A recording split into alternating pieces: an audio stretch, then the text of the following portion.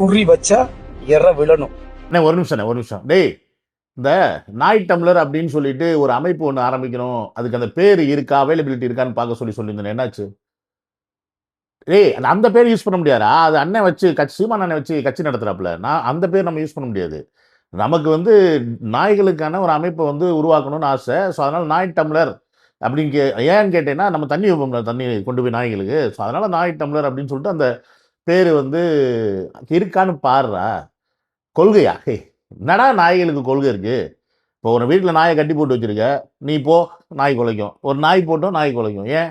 அந்த வீட்டு ஓனர் மேலே அக்கறையெல்லாம் கிடையாது. இல்லை ஏதோ ஒரு நாய் போயிடுச்சுன்னா அந்த நாய்க்கு இடம் இல்லாமல் போயிரும் பார்த்தீங்களா? அதனால யார் போனாலும் நாய் குலைக்கும், அதே மாதிரி யார் போட்டாலும் சாப்பிடும். அதனால் நாய்க்கு வந்து கொள்கையெல்லாம் ஒன்றும் கிடையாது. நன்றி உள்ள சும்மா ஏன்னா அதான் சொல்கிறல, நீ சோறு போடு, உனக்கு நான் விசுவாசமாக இருக்கு, இன்னொருத்தனுக்கு போட அவனுக்கு விசுவாசமாக இருக்கும், அதனால தான் நன்றின்னு சொல்லுவாங்க. ஆனால் அது வந்து நன்றி கிடையாது. அது வந்து எப்படி சொல்கிறது, பச்சோந்தித்தனம். இங்கேருந்து அங்கேருந்து இங்கேருந்து தாவிட்டே இருக்கும். அதனால் நாயோட கொள்கை வந்து வேற கொள்கை. பட் இருந்தாலும் நாய்களை காப்பாற்றுறது நம்மளோட கடமை. அதனால் அந்த நாய் டம்ளர் அப்படின்ற அமைப்புக்கு பேர் இருக்கான்னு பாரு. குறி வச்சா என்ன, குறி வச்சா இற விழணும், இந்த பேர் கிடைக்கணும். அவனை இல்லைன்னா இன்னைக்கு காலி. அண்ணே சாரிண்ணே, கொஞ்சம் நம்ம பேசிகிட்டு இருந்தேன். மக்களே, welcome to Vijay stock and welcome to another video. என்னோட சேனலுக்கு யாராவது ஃபஸ்ட் டைம் வரீங்க அப்படின்னா சப்ஸ்கிரைப் பண்ணிவிட்டு பெல் பட்டன் பிரஸ் பண்ணி ஷேர் பண்ணுங்கள், மறக்காமல் உங்கள் கமெண்ட்ஸை போட்டு போங்க. இந்த அண்ணனுக்கு தான் வந்து இன்றைக்கி வந்து இந்த வீடியோ வந்து சமர்ப்பணம். ஏன்னு கேட்டிங்களா, அண்ணன் வந்து பயங்கரமாக இப்போ நம்ம வந்து போட்டு அடி நடிக்கிறோம் சீமான் அண்ணனை. நாங்கள் எப்பப்பா அவர் வாட்டுக்கு அவர் வேலையை பார்க்குறாரு, நம்ம அவர் வாட்டுக்கு அவர் வேலையை பார்க்குறோம் அப்படின்னு அண்ணனுக்கு கொஞ்சம் புரிய வைக்கலாம் தான், வேற ஒன்றும் இல்லை. குறி வச்சா எற விழணும். ஆனால் திருப்பி இதை ஏன்டா போட்டேன்? ஓ சாரி, இற வச்சா குறி விழணும்னு சொன்னப்ப தம்பி ஒன்று கேட்டாங்க எனக்கு பக்கத்தில். அது என்னன்னு பார்த்தீங்கன்னா, அப்புறம் ஏன்னா சீமான் அண்ணன் 15 வருஷமாக குறி வச்சு ஒரு டெபாசிட் கூட வாங்கலை அப்படின்னு கேட்டா. டேய், இப்படிலாம் கேட்காரா? அவங்களுக்கு பட்டது கோவம் வந்துடும்டா. கோவம் வந்தோன்னா அப்போ நம்ம வந்து அவதூறு பேசணும்னு சொல்லுவாங்கடா. உண்மையை பேசணும், அவதூறு பேசணும்னு சொல்லுவாங்க. அறிகட்ட முட்டா பயலே அப்படின்னு நான் இப்போ தான் திட்டிட்டு அண்ணனுக்கு ஐ திங்க் ஐஸில் ப்ராப்ளம் நினைக்கிறேன். சாரி, ஐஸில் நாட் ஐஸ். நீங்கள் என்ன பண்ணுங்க, நல்ல ஒரு ஐஸ் ஸ்பெஷலிஸ்ட்டாக கூப்பிட்டு போங்க ஃபஸ்ட்டு. ஏன்னா 15 வருஷமாக அண்ணனும் குறி வச்சுக்கிட்டே தான் இருக்கிறாரு, டெபாசிட் கூட வாங்க முடியல. அதனால என்ன பண்ணுங்க, நீங்கள் குறி வைக்கிறது இருக்கட்டும், இற விடணும்ல. இற விழணும்னா என்ன பண்ணணும், அதுக்கு கொஞ்சம் கண்ணு கரெக்டாக இருக்கணும், அப்போ தான் குறி கரெக்டாக வைக்க முடியும். ஒருவேளை அண்ணனுக்கு கண்ணில் பிரச்சனையோ, சீமான் அண்ணனுக்கு அக்கறையில் சொல்கிறேங்க, நீங்கள் வேறு தப்பாக எடுத்துக்காதீங்க. முதல்ல நல்ல ஸ்பெஷலிஸ்ட்டு கொண்டு போய் காட்டுங்க, கண்ணு நல்லா ஆகட்டும், அப்புறம் திருப்பி வந்து குறி வைங்க. இற விழுது அப்படின்றத வந்து ஒருவேளை நீங்கள் வேற எதையாவது இறையா எடுத்துக்கிட்டு இருந்தீங்க அப்படின்னா நமக்கு தெரியாது, புரியுதுங்களா? நாங்கள் வந்து இப்படி வாயில தான் சாப்பிடுவோம், நீங்கள் எப்படி நமக்கு தெரியாது. அதனால் வந்து இறை வந்து உங்களுக்கு வந்து அரசியல் சிஎம் ஆகுறது தான் உங்களை இறை அப்படின்னா அண்ணனுக்கு குறி சரியில்லை. இல்லை திமுக சிஎம் ஆக்குறது மட்டும்தான் உங்கள் குறிக்கோள் அப்படின்னா அது எங்களுக்கு தெரியாதுப்பா. அந்த இறைலாம் உங்களுக்கு தான் தெரியும், இறையாண்மை எல்லா ஆண்மையும். அதனால் நீங்களே அதை என்னன்னு பாருங்கள். நீங்கள் சொல்கிற நான் ஜீரோ தான். உச்சபட்ச அதிகாரத்தில் இல்லை, அமைச்சர் இல்லை, எம்எல்ஏ இல்லை, எம்பி இல்லை, ஐஏஎஸ் ஐபிஎஸ் இல்லை. ஆனால் ஆதாரமற்ற குற்றச்சாட்டுகளை தொடர்ந்து அண்ணன் செந்தமிழன் சீமான் மீது எங்களை மீது சுமத்திக்கிட்டு இருக்கீங்க. நாங்கள் வந்து கோவத்தின் வெளிப்பாடாக அதிகமாக பேசின போது எங்களை பிடிச்சி ரிமாண்ட் பண்ணுற வேலையை பார்த்தீங்க. எங்களுக்கு அது வந்து மக்களை நாங்கள் சுமந்து நிற்கிறனால எங்களுக்கு அது போய்கிட்டு இருக்கு. டேய், கொஞ்சமாவது ஃபீல் பண்ணுங்கடா. ஏன்டா பார் எவ்வளோ கஷ்டப்படுறாரு பாரு. அவங்க வந்து உண்மையாக ஒத்துக்கிறாரு. அவர் மாதிரி நல்ல மனசு யாருக்கு வரும் சொல்லுங்கள்? அவர் வந்து ஜீரோ. அவங்க சொல்கிறாங்க நாங்கள் ஜீரோ தான், எங்ககிட்ட உச்சபட்ச அதிகாரம் கிடையாது, ஐபிஎஸ் கிடையாது, ஐஏஎஸ் கிடையாது. இருந்தாலும் எங்கள் மேலே நீங்கள் அவதூறு பார்க்கும்போது நாங்கள் கொஞ்சம் கோவத்தில் கொந்தளிச்சு பேசிட்டா எங்கள் மேலே கேஸை போடுறீங்க அப்படின்னு அவர் ஃபீல் பண்ணுறாரு. இது நியாயமா அப்படின்னு கேட்குறாரு. ஏன்டா அவதூறு பரப்புறீங்க, ஏன்டா இப்படி இருக்கிறீங்க? அண்ணன் சொன்னால் கேளுங்கடா. அவர் பிரபாகரனை போய் மீட் பண்ணி பாமக்கறி தின்னார்னு சொன்னால் கேளுங்கடா. ஆமை ஓட்டில் கடலில் பயணம் பண்ணணும்னு சொன்னால் கேளுங்கடா. கனடா பிரதமர் இவர் கையெழுத்து போட்டு கொடுத்தா அங்கே விசா கொடுப்பாங்க, பிஆர் கொடுப்பாங்கன்னு சொன்னால் கேளுங்கடா. காஷ்மீர் பார்டரில் இவர் ஃபோட்டோ ஓட்டிட்டு தான் அவன் AK-47 கண்ணில் வந்து ஒருத்தன் சுடுவேன்னு சொன்னால் கேளுங்கடா. ஏன்டா கேட்க மாட்டேங்கிறீங்க? ஏன்டா அண்ணன் சொன்னால் நம்ப மாட்டேங்கிறீங்க? நம்புங்கடா. அவர் நான் சிஎம் ஆவேன்னு சொன்னால் நம்புங்கடா. 15 வருஷமாக ஒரு எம்எல்ஏ இல்லை, ஒரு டெபாசிட் கூட வாங்காமல் இருந்தாலும் நான் சிஎம் ஆவேன்னு சொன்னால் நம்புங்கடா. கேட்க மாட்டேங்கிறாங்க பிரதர். நானும் எவ்வளோ சொல்லி பார்த்துட்டேன், கேட்க மாட்டேங்கிறாங்க, நம்ப மாட்டேங்கிறாங்க பிரதர். ஒரு டெபாசிட் கூட வாங்காமல் நீங்கள் வந்து இன்னும் முயற்சி பண்ணிக்கிட்டே இருக்கீங்க, நம்ப மாட்டேங்கிறாங்க. கூடாரம் ஃபுல்லாக காலி ஆகுது, கலைஞ்சி வெளில வந்துட்டாப்புல, எல்லாரும் கட்சி விட்டு வெளில வந்துட்டாங்களே. இப்போ கூட பார்த்தீங்கன்னா அண்ணனே 2-3 பேர்லாம் கட்சி விட்டு தூக்கி இருக்காரு. ஏன்னா அவர் கேள்வி கேட்டா பிடிக்காது அப்படின்னு பல பேர் சொல்றாங்க. டேய் பிரதர், இவங்களை விடுங்க பிரதர், இவங்க நம்ப மாட்டாங்க பிரதர், இப்படிதான் பிரதர் அவதூறு பரப்புவாங்க. நீங்க இதுக்காக கோவப்பட்டு கொந்தளிச்சு நீங்க வந்து மேடையில் நின்று கத்தலாமா சொல்லுங்க? அண்ணனோட கௌரவம் கவர்றதை என்ன அவரது கவர்றதே? மக்களுக்காக மக்களுக்காக மக்களுக்காகன்னு சொல்லிட்டு மக்களோட அடிமடியிலேயே இப்போ போய் கையை வச்சிட்டீங்களே பிரதர், வேலையை பிடிங்கிட்டீங்களே. What is this? What bro? It's wrong bro. Seeman bro, திரள்நிதி பிச்சை எடுத்து சாரி பிச்சைன்னு சொன்னால் நீங்கள் தப்பாக எடுத்துப்பீங்க, அவதூறு இல்லை தம்பி. திரள்நிதி வாங்கி வாங்கி அண்ணே நீங்கள்லாம் வந்து கார், அது என்ன கார், பந்தாவான ஒரு கார், 2 கோடி ரூபா 1.5 கோடி ரூபா காரில் போகிறீங்க, சொகுசு வீடு வச்சுருக்கீங்க. பாவம் அந்த மக்கள் வந்து கூட்டத்தில் வந்து இறந்து போயிட்டாங்க. அவங்களுக்கு கொடுத்த வேலையை பிடிக்கிட்டீங்களே ப்ரோ. What bro? நாங்கள் திட்டலை, இப்போ அவங்க திட்டினா என்ன பிரதர் பண்ண முடியும்? லாயர் பிரதர் நீங்கள் தான் சொல்லணும். இந்த அல்லு சொல்லுங்க, தனியா யூடியூப் நிறுவனங்களை வச்சுக்கிட்டு ஆதவரிச்சு நான் பேச்சை கேட்டுக்கிட்டு நிறைய பேர் பேசுறேன். அப்படி பேசுறது அந்த பிஸ்மி இப்ப வழக்கு பதிவு பண்ணியாச்சா பண்ணணும். காவல்துறை அவங்களை நடவடிக்கை எடுக்க சொல்லியிருக்கு, அதாவது நீதிமன்ற நடவடிக்கை எடுக்கிறது. காவல்துறை நடவடிக்கை எடுக்கன்னு பார்ப்போம். எப்படியா இருந்தாலும் உன் மேல நீ முன்ஜாமீன் போடணும், இல்லைன்னா நீ ஜெயிலுக்கு போகணும். லாயர் பிரதர் நீங்கள் வந்து பொய் சொல்லக்கூடாது பாருங்க. அவதூறு நீங்கள் இப்போ பரப்புறீங்க. இவ்வளோ நேரம் வந்து நான் உங்களை சப்போர்ட் பண்ணி தானே பேசிட்டு இருந்தேன், அண்ணனை சப்போர்ட் பண்ணி தானே பேசிட்டு இருந்தேன். இப்போ டக்குன்னு என்னமோ ஆதவ பிரதர் சொல்லி தான் வந்து யூடியூபர்ஸ்லாம் உட்காந்து பேசிக்கிட்டு இருக்காங்க அப்படின்னு சொல்கிறீங்க. இப்போ நான் கூட யூடியூபர் தான். ஆதவ பிரதர் நேரில் பார்த்தது கூட கிடையாது, ஏன் ஃபோனில் பேசுனது கூட கிடையாது. அவர் நம்பர் கூட நம்மள்கிட்ட இல்லை. 2 வருஷமாக 2.5 வருஷமாக மாங்கு நானும் வீடியோ போடுறேன். ஒரு வாட்டி கூட வீடியோ பார்த்து நல்லா இருக்கு பிரதர் பாராட்டினது கூட கிடையாது. இத்தனைக்கும் வந்து உங்கள் அண்ணன்லாம் நான் நிறைய வாட்டி முன்னாடி திட்டிருக்கேன், ஆனால் இப்போ திட்டுறது கிடையாது. ஏன்னா இப்போ வந்து அண்ணனுடைய மனசு எனக்கு புரிஞ்சிருச்சு, அதனால அண்ணனை நான் திட்டுறது கிடையாது. புரியுதுங்களா? அதனால் வந்து ஆதவ பிரதர் சொல்லி தான் இங்கே யூடியூப் நடத்துகிறாங்க அப்படின்னு நினச்சிக்காதீங்க பிரதர். இங்கே ஒரே ஒருத்தர் தான் பிரதர், ஒரே ஒருத்தர் தான். யார் தெரியுமா? அவர் வந்து தளபதி, இன்னைக்கு அதுக்கப்புறம் தமிழக வெற்றி கழகத்தோட தலைவர், இன்னைக்கு தமிழ்நாட்டு முதல்வர். அவர் வந்து கட்சி ஆரம்பித்தோடனே என்ன மாதிரி ஆட்கள்லாம் தன்னார்வமாக வந்து யூடியூப் வீடியோவில் பேச ஆரம்பித்தோம். நாங்கள் பேச ஆரம்பிக்கும் கூட என்ன சீமானன் தூக்கி போட்டு மிதிக்கணும், தூக்கி போட்டு துவைக்கணும் அப்படின்னு நாங்கள் நினச்சிக்கிட்டு வந்தோம். வாயை வச்சுக்கிட்டு சும்மா இல்லாமல் அவர் தானே பிரதர் லெஃப்டில் நில்லு இல்லை ரைட்டில் நில்லு, நடுவில் வந்தால் லாரி போகுன்னு சொன்னாப்புல. அன்னைக்கு ஆரம்பிச்சிச்சு கரகம், இன்னை வரைக்கும் வாங்கிட்டு இருக்காப்புல. கடைசியில் அவர் நடுவில் நின்றுட்டார் போல இருக்கு, லாரியில் அடி வாங்கிட்டு இருக்காரு. இப்போ சாரி பிரதர், பண்ணு வந்துருச்சு எனக்கு. அதனால் நீங்கள் வந்து அவதூறு பேசக்கூடாது.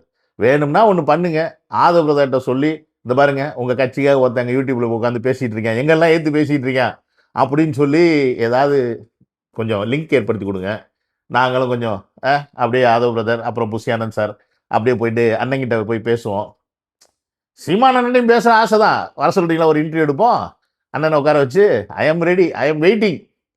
அண்ணன் வந்தா அவதூறுலாம் பரப்ப மாட்டேன். அண்ணன் வந்து இன்டர்வியூ வைக்கும் போதெல்லாம் நாங்கள் டீசெண்டாக மரியாதையாக அண்ணனாக தான் பார்ப்போம். அதாவது அண்ணன் சொல்கிறது தான் கட்சி பாதமாக உடன்பாட்டில் நாங்கள் என்ன வேணால் பேசுவோம். எப்படி நீங்கள் வந்து மேடையில் நின்று அசிங்கமாக பேசுகிறீங்க, உங்கள் சாட்டை துறைமுருகன் இனுவாமானோ எங்கள் அண்ணன் முதற்கொண்டு எல்லாரும் பேசுவாங்கல்ல, நீ யாரா சிஎம்மாடா, அவனா இவனா, அப்புறம் டேஷ் வார்த்தைகள்லாம் போட்டு பேசுறது உண்டு இல்லை, கரெக்டா?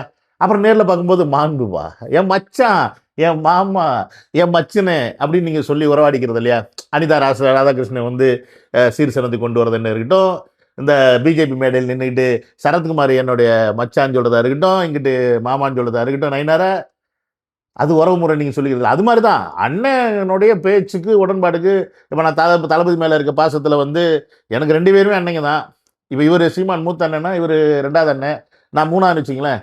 ஆனால் இப்போ என்னென்னா 2 அண்ணனில் எந்த அண்ணன் எனக்கு பிடிக்குன்னு பார்த்தா இப்போ இந்த அண்ணன் பிடிக்கும், யார் விஜய் அண்ணன் பிடிக்கும். சீமானன்னா அதுக்கு முன்னாடி பிடிச்சி, ஆனால் இன்றைக்கி அவர் பிடிக்கல. அவர் ஏன்னா எப்படி சொல்கிறது, இங்கே ஒரு கால் அங்கே ஒரு கால்னு வச்சுட்டு திடீராப்புல, அதனால காண்டில் கத்துறோம், அண்ணன் இப்படி கெட்டு போயிட்டே நாசமாக போயிட்டே அப்படின்னு. அது கூட அக்கறையில் நீங்கள் தப்பாக புரிஞ்சுக்கிட்டீங்க. அண்ணன் மேலே இருக்க அக்கறையில் நாங்கள் திட்டுறதுலாம் உங்களுக்கு தப்பாகப்படுது. Lawyer, what is this lawyer? ஒரு குடும்பம்னா சில சண்டை சச்சரவு வரத்தான் செய்யும். இப்போ நாளைக்கு அண்ணன் வந்து உட்காந்து பேசுனா அண்ணே வாங்கினே அப்படின்னு சொல்லி இன்ட்ரி எடுக்க மாட்டோமா? அதனால பழசெல்லாம் மண்ணில் வச்சு பாரா திட்டினதெல்லாம் அதெல்லாம் வச்சுக்கூடாது. அது வேற, இது வேற டிபார்ட்மெண்ட். அது வேற டிபார்ட்மெண்ட், இது வேற department brother. Why you talking bad? நீங்கள் அவதூறு பரப்பக்கூடாது. எங்கெல்லாம் யாரும் இயக்கலை, நாங்களாக இயங்கிட்டு இருக்கோம். புரியுதுங்களா? இனி நிறைய நபர்கள் பேசுங்க, பர்சனலாக பேசுனீங்க நல்லா இருக்காது. நான் மீண்டும் இருக்கிறேன், அரசியலாக பேசுங்க, ஆதாரமாக பேசுங்க, கருத்தாக பேசுங்க. நன்றி, வணக்கம். Correct brother. இப்போ சொல்லியிருக்கீங்க பார்த்தீங்களா, இதுதான் பிரதர். பர்சனலாக ஏன் பிரதர் பேசணும்? பர்சனலாக பேசக்கூடாது. ஆனால் புத்தியே இல்லை. இந்த சாட்டை துருமரங்கனுக்கு இடுமானம் கார்த்திலாம் போய் பாருங்களேன், எப்பா பாரு பர்சனலாக எடுத்து பேசிகிட்டு இருக்காங்க. இதெல்லாம் உங்கள் கண்ணில் படவே இல்லையா பிரதர்? எனக்கு தெரியல, ஒருவேளை நீங்கள் அப்போ கோமாவில் இருந்திருப்பீங்களான்னு தெரியல. ஆனால் நாங்கள் பேச மாட்டோம். நீங்கள் பேசாமல் நாங்கள் பேச மாட்டோம். நீங்கள் பேசினா மேபி ரிட்டர்னில் ஏதாவது பேசியிருப்பாங்க. நம்ம பசங்க இருக்காங்களே, அறிவே கிடையாது பிரதர். அவங்களுக்கு எத்தனை ஆற்றா சொல்கிறது, இவங்கெல்லாம் சட்டை பண்ண சரி, இவங்களெல்லாம் வந்து பெருசாக எடுத்துக்காதீங்கடா. இவங்க வந்து அதாவது வந்து எப்படின்னா உழைக்கிறதுக்காகவே, தமிழர்களுக்கு உழைக்கிறதுக்காகவே பிறந்த ஒரு கூட்டம்டா. இவங்களை பற்றி நீங்கள் வந்து தப்பாக பேசாதான்னு சொன்னால் கேட்க மாட்டேங்கிறாங்க. என்ன அங்கே பார்த்துட்டு பேசுனீங்களா? இல்லை, அங்கே ஒரு கூட்டம் உட்காந்துருக்கு, அந்த கூட்டத்துக்கிட்ட தான், வேற ஒன்றும் கிடையாது. ஸோ பிரதர், நம்ம பாருங்க, பர்சனலாக பேசி என்ன ஆக போகுது? இப்போ அண்ணனை பற்றி நாங்கள் எதாவது பர்சனலாக பேச முடியுமா? அண்ணனுக்கு அவ்வளோ பர்சனல் இருக்குது. 10 வருஷம் 12 வருஷம் ஓடினதெல்லாம் வீடியோவாக போட்டாங்க. எல்லா சேனல்லையும் வந்து நம்ம அண்ணி வந்து பேசிட்டு போனாங்க. இப்போ அதை பற்றி நாங்கள் பேச முடியுமா? சொல்லுங்கள். நாங்கள் பேச மாட்டோம். ஏன்னா அதை பற்றி அவங்களே முடிச்சுக்கிட்டாங்க, பேச மாட்டோம். இப்போ அண்ணன் வந்து எப்படி இவ்வளோ வசதியாக இருக்காரு அப்படின்னு சொல்லி எல்லாரும் கேட்குறாங்க. அது பர்சனல் தான். ஏன் கேட்குறாங்கன்னா, அண்ணன் வந்து எல்லார்ட்டும் அண்ணன் ஐயா சாமி அவர்களே, நான் வந்து அடுத்த இந்த ஒரு ஏதாவது ஒன்று வச்சுக்கோங்கடா, டே ஏதாவது ஒரு போராட்டத்தை சொல்லுங்கடா. சரி, மாடு வளர்ப்பது இல்லைன்னா ஆடு வளர்க்கும் போராட்டத்திற்காக நாங்கள் வந்து திரள் நிறுத்திக்கிறோம், உங்களால் முடிந்த உதவி இப்படி அண்ணன் கேட்குறாரு. காசு கொடுக்குறாங்க. கொடுத்ததுக்கப்புறம் அண்ணன் வந்து அந்த காசை வச்சுக்கிட்டு ஆட்டை மேய்ச்சாரா மாட்டை மேய்ச்சாரான்னு இதை கலட்டாமல் அண்ணன் வந்து ரேஞ்ச் ரோவர்லையும் மெர்சிடிஸ் பென்ஸ்லையும் போய் இறங்கிட்டு இருந்தாருன்னா அப்புறம் வண்டியை அவங்க கேட்க தானே செய்வாங்க பிரதர். அப்புறம் அதை போய் நீங்கள் பர்சனல்னு சொன்னால் what is this is not fair brother. So அதனால் பர்சனலாக நம்ம யாரையும் தாங்க மாட்டோம். இப்போ நீங்கள் கூட தான் பாருங்களேன், கல் குடிக்கிறீங்க, நாங்கள் கேட்டோமா? அண்ணன் ஊருக்கு வர்றது 10 லிட்டர் கல்லை வாங்குறது எப்படி இருக்கு? 10 லிட்டர் கல் கிட்டமா இப்போ இறக்குனேன், மாலை நேர கல் வாங்குறது, கல்லை எடுத்து பயங்கரமாக இப்போ அங்கே ஒரு அடி அடிக்குது. ஆஹா ஆஹா, காளியாத்த தாய்ப்பால் சிறப்பு. பாருங்க, இந்த வீடியோ பாருங்க. காளியாத்தா வந்து பாப்பா என்ன டேஸ்ட். நான் இது வரைக்கும் கல் குடிச்சதில்லை பிரதர். ஊருக்கு வந்தால் ஒரு அடி குடிக்கணும், ட்ரை பண்ணும். நல்ல மரத்துக்கு கல்லை ஒன்று இறக்கி வைங்க. சட்டப்படி குற்றமா இல்லைன்னு எனக்கு தெரியல, நீங்கள் லாயர் தானே, கொஞ்சம் சொல்லுங்கள். கல் குடிக்கலாமா குடிக்கக்கூடாதா? ஒருத்தன் என்னடானா லூசுத்தனமாக உட்காந்துக்கிட்டு குடிக்கலான்றாங்க. ஆனால் அரசாணைப்படி கல் இறக்குறது குத்தம் அப்படின்னு தானே சொல்லியிருக்காங்க. ஒரு லாயராக இருந்துக்கிட்டு நீங்களே இப்படி பண்ணலாமா? இப்போ இதை யாரை நீங்கள் வந்து தவறாக வழி நடத்துறீங்க? டாஸ்மாக மூட சொல்கிறீங்க, ஓகே. கல்லை வந்து அப்போ ஓப்பன் பண்ணிடலாமா? என் கல்லில் ஆல்கஹால் கண்டென்ட் இல்லை, குடித்தா போதை ஏறாது.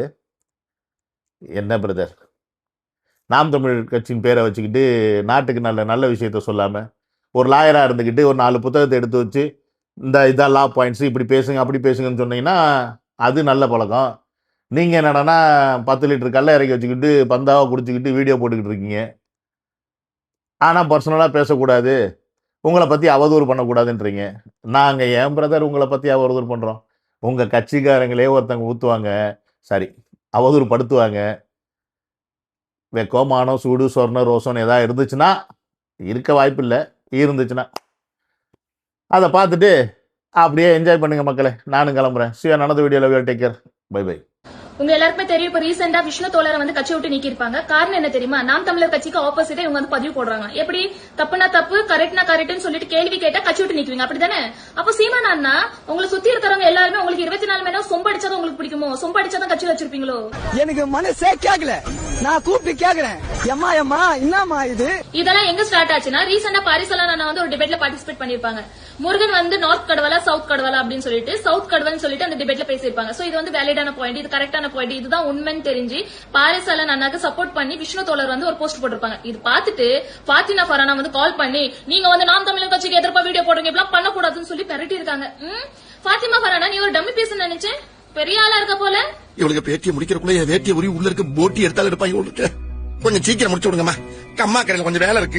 அதுக்கப்புறம் ஏகலன் ஐயா வந்து நாம் தமிழர் கட்சியை வந்து கேள்வி கேட்டதுக்கு ஏகலன் ஐயாவை வந்து தரக்குறைவா எவ்வளவு கேவலமா பேச முடியுமோ அவ்வளவு கேவலமா பேசினாங்க. இது வந்து ஏன் சீமான் அண்ணா கேட்க மாட்டாரு? இவ்வளவு சப்போர்ட் பண்ணிருக்காங்க, இவ்வளவு சப்போர்ட் பண்ண ஏகலன் ஐயாவை வந்து நாம் தமிழர் கட்சி பிள்ளைங்களும் தொண்டர்களும் தோழர்களும் இவ்வளவு கேவலமா வந்து விமர்சிக்கிறாங்க. இது வந்து தப்புன்னு சொல்லிட்டு விஷ்ணு தோழர் வந்து சீமான் அண்ணா கிட்ட சொல்லியிருக்காங்க.